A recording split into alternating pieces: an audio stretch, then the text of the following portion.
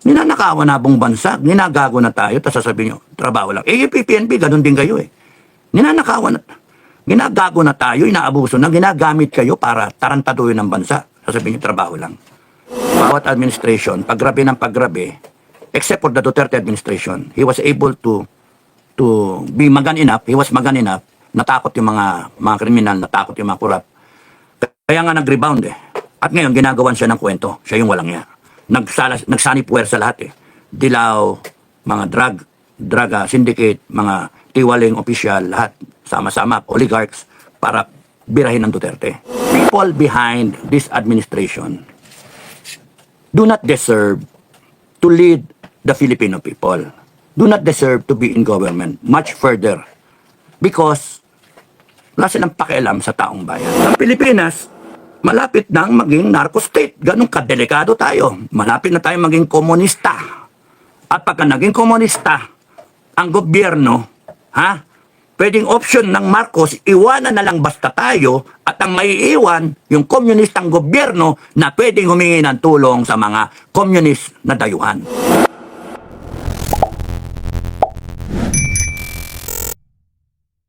So, rally. Wala nangyayari sa rally. Kasi kung ang naisip nyo, ano ba talaga yung gusto nyo mangyari sa rally? Sasabihin nyo yung posisyon nyo. Boom, ito. Kaya ngayon, yung incoming na rally sa 13, no impeachment. Oh. So, paano kung tinuloy yung impeachment? Kung magtutuloy ang Congress ng asais, 13 pa kayo. Eh, kunyari, asais, nag-session sila at tinransmit yung impeachment papuntang Senado. O paano yun? Mag-ano na yung Senado? Kung bayad, kung planado, o de 7, Senado na, or latest 8, 9, 10, 11, 12, tas 13. Eh baka mamaya yung irarally ng, tapos na. Will it take a few days to impeach Inday Sara? Ben, meron siyang battery of lawyers, pero, ewan ko, kung ano. So, rally.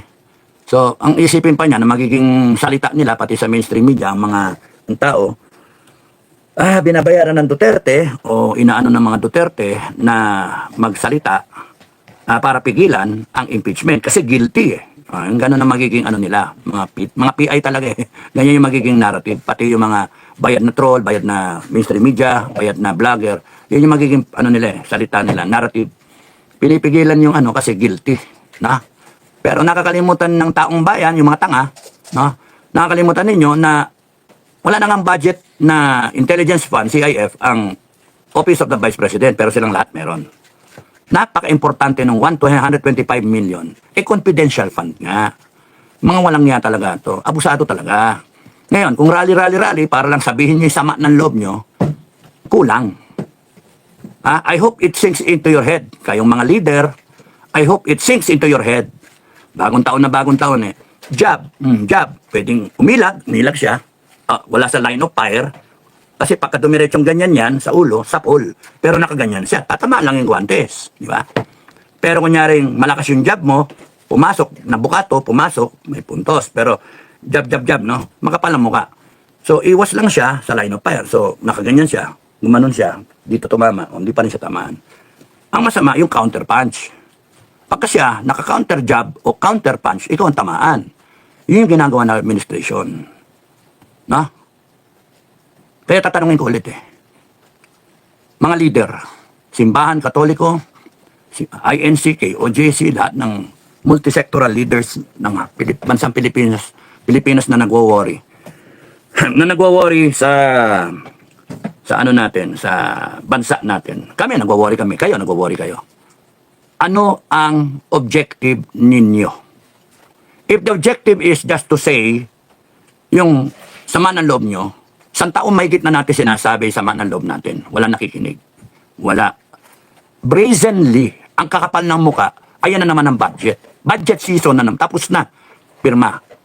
2 taon na. Budget 23-24. Ngayon, 2025. Pangatlong taon ng budget. Pipirmahan. 6.375 trillion. May mga insertions na naman. May mga zero budget. Nagreklamo tayo nakaraan taon. Nagrally rin kayo eh. Nagrally kay OJC. Binanatan nga nila sa Davao ang KOJC ni General Torre, no? Mga polis, 5,000 ba yun? 6,000. Wala nangyari, di ba? Ay, nakakulong ngayon si Pastor Kibuloy. Na-neutralize nila. Pati KOJC, frozen yata yung mga assets, na-neutralize nila. So, paano na ngayon? The people behind this administration do not deserve to lead the Filipino people. Do not deserve to be in government much further. Because wala silang pakialam sa taong bayan. Wala na silang pakialam, pakinggan yung hinanaing ninyong lahat. Ang kakapal pa ng mukha nila na gamitin ang buong puwersa ng gobyerno.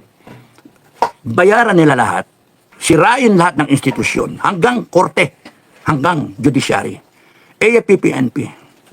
And here you are with the zero objective or the objective na magsalita lang. Sabihin nyo lang yung hinanaing ninyo. Well, kung nirerespeto namin yun, kaya hindi kami makagalaw eh. Hindi namin alam kung saan kami sasaksak eh. Ang FGF, hindi namin alam kung saan kami sasaksak. Maunguna nga ba kami sa inyo? O susunod na lang kami sa inyo? 13 yung pinaka-prominent na rally. Pero meron pa magra-rally before that eh. So yung 13, doon kami papasok. Pero, baka, ewan ko ba, baka mamaya masama pa loob nyo, makagulo kami. Kasi hindi tayo aligned. Sa iniisip namin, sa iniisip ninyo. Baka kasi ang iniisip nyo, rally muna. Rally lang. Magsalita lang. Peaceful. Baka gusto nyo, job lang. Takutin lang. May objective ba kayo na, kunyari madami kayo nationwide, at open sa lahat, what do you wish to accomplish? Surrender sa inyo yung armed forces? Ganun ba? Surrender ba yung PNP? Magkaroon ba ng withdrawal of command? Question, paano kung wala? Paano kung kunyari yung administration, tinapala ng sapin-sapin ng pera. Sapin-sapin, tapos walang kumilos, ayaw. Pinanood lang kayo at sasabihin pa rin nila, we are apolitical. Ayaw namin makialam dyan sa politika. Kaya, ganun lang kami, nood lang kami. Then you're back to the same old situation na after the rally, pagod ang tao, extended yung mga tao masyado, napagod, na-stress, gutom, iba, baka mabasa, pagkamulan, meron pang mga ligaw na ulan ng January. And then, wala nangyari. And then tuloy na naman nila yung gusto nila. Kasi, there is democracy. There is freedom to exercise yung gusto nyong gawin, which is freedom of expression. Na kahit binibira kayo, nag-exercise kayo ng freedom of expression, yung mainstream media, iba ang sinasabi. Binabanatan kayo, nanggugulo kayo sa proseso ng impeachment, etc., etc., etc. Halimaw tong administration na ito. Walang niya ito eh. Kaya kami ngayon, we are in a quandary. Actually, ready na kami.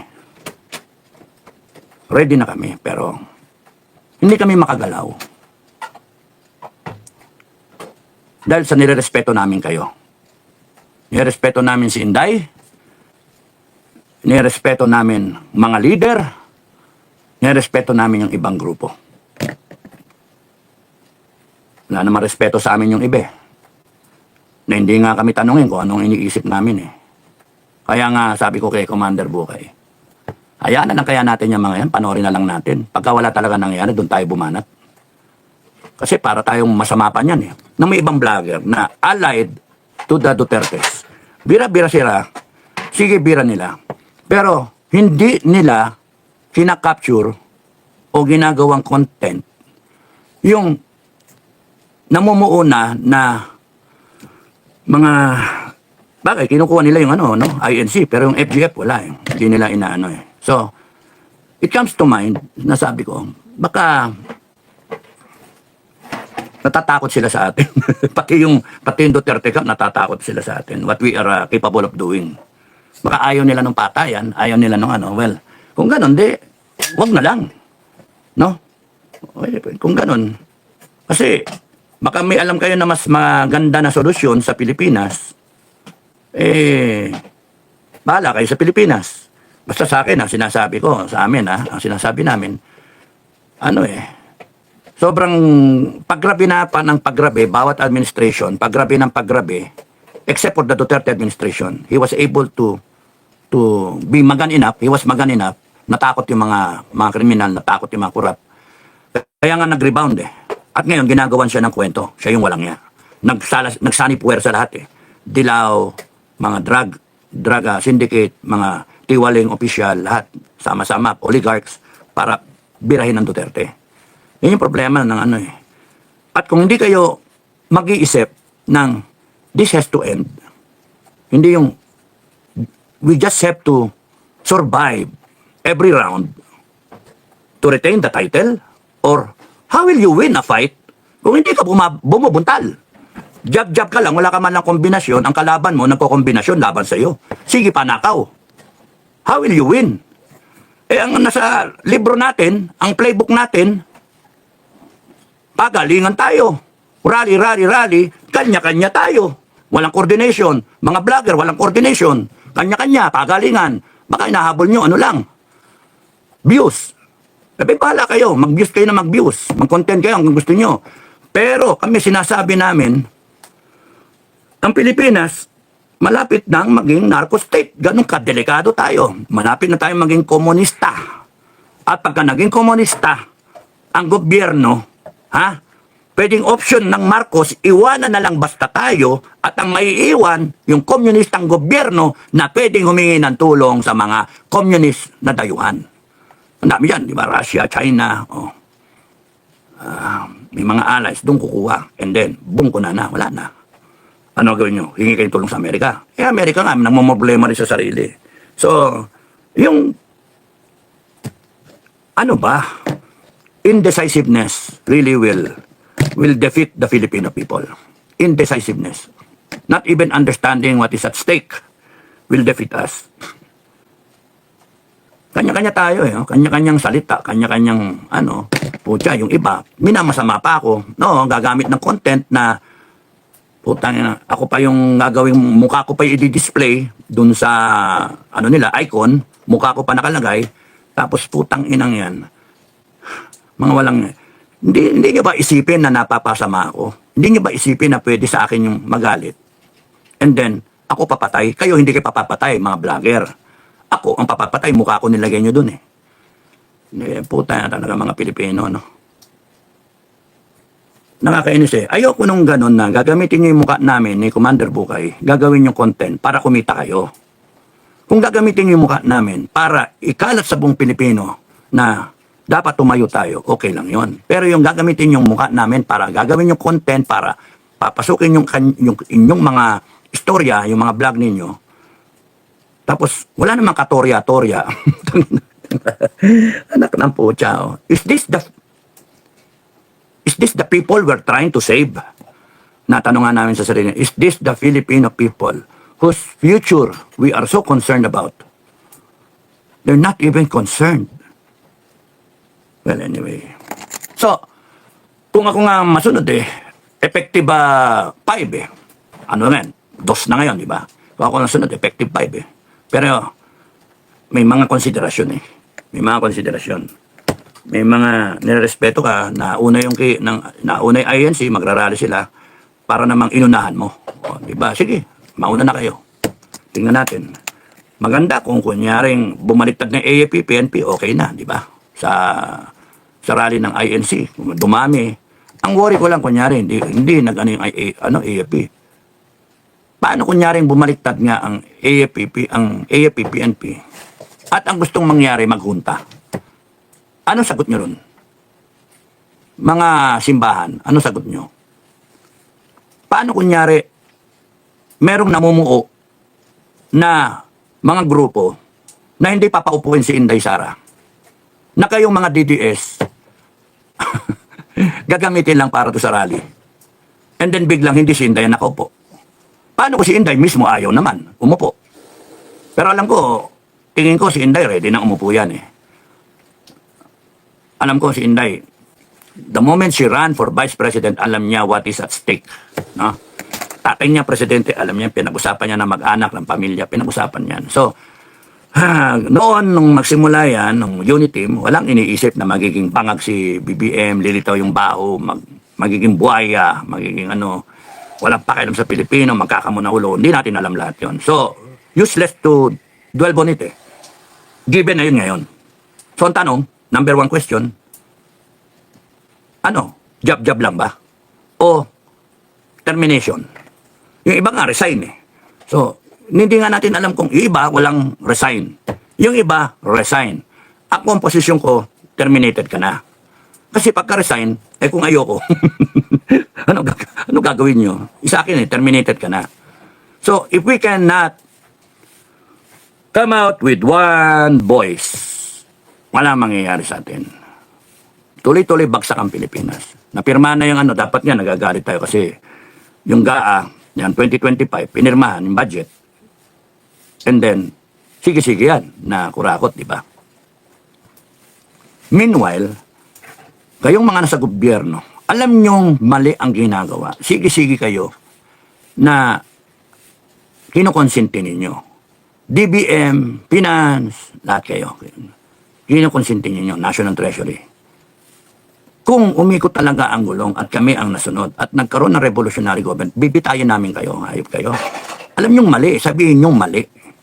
If not, mag-resign kayo sa posisyon nyo. Yun yung ano. Or you go out sa public claiming ganito, ganyan.